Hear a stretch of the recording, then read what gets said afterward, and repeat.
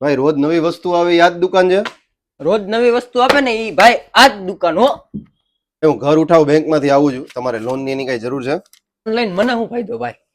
તમને પૈસા મળશે ભાઈ, એનાથી આ બધી જરૂરિયાત પૂરી કરજો. તમને જરૂર નથી? ભાઈ જરૂરિયાત તો મારે છે. તમે લઈ લ્યો લોન, મારે નથી લેવી. તો અરે ભાઈ હું બીજા માણસોને લોન આપું છું. તમે બીજાને લોન આપો જ કામ ભાઈ? ભાઈ હું બધાને લોન આપું, તમને લોન દેવા આવ્યો છું. અરે પણ તમે લોન દ્યો જ કામ બધાને? ભાઈ હું જરૂરિયાત માટે લોન દઉં, તમારે લોન જોઈ છે?